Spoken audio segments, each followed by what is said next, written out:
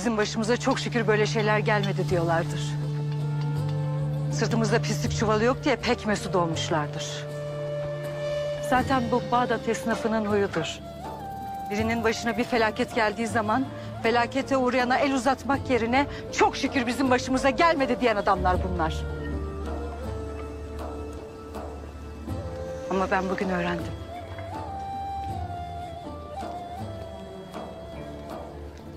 Keşke Hacı sırtında pislik çuvala taşımasaydı demeyeceğim. Keşke Hacı ile birlikte taşıyıp onun bu iyiliğine ortak olsaydım diyeceğim.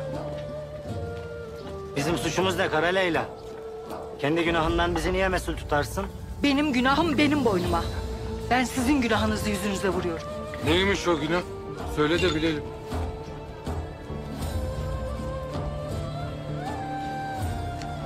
Benim babam işret ehli, kumarbaz, yaramaz bir adamdı. Her günaha boyuyla birlikte batmıştı da illa o kumar illeti yok mu? Esir almıştı babamı, esir. Kumarbazın şansı döndü mü gözü döner. Eğer bahtı giderken bir kere terse düştü mü her şeyini sürer ortaya. Bizi sürmüş bir gün oyunun bahsi olarak ortaya. Sonradan öğrendik tabii. Kaybetmiş o gün. Daha ben 17, kız kardeşim 12 yaşındaydı. İkimiz de satıldık bir adama. Köle gibi oradan oraya. En sonunda bir batakhaneye kadar düştük. O zamana kadar kimse ağzını açıp tek kelime laf edemedi. Ne bizi satan adamlara, ne namusumuza el uzatanlara. Çocuktuk be çocuk. Niye? O batakhanenin sahibi zengindi de ondan değil mi? Hatta çok çok zengindi. Hepinizin onunla az buçuk ticareti vardı. Hiçbiriniz bu bozulsun istemediniz. Hepiniz çok korktunuz. Bizim yardım çığlıklarımız arş-ı alayı titretirken siz dükkanlarınızda o günkü hasılatlarınızı saydınız.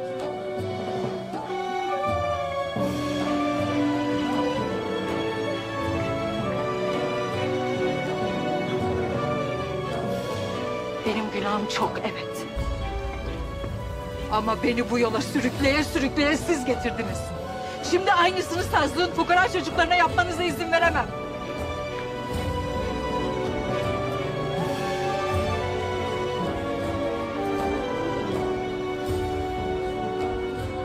Sen fakir fukara için sırtında taş taşırken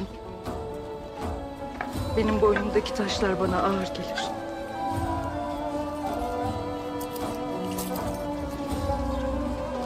Hem de senin sırtındakilerinden daha ağır.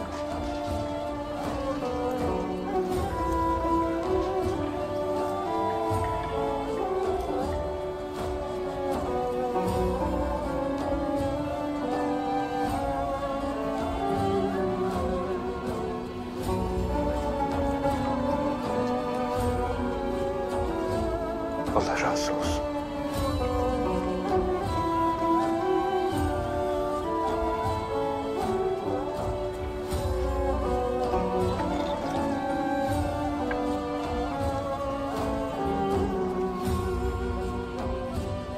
Beni anlamıyor.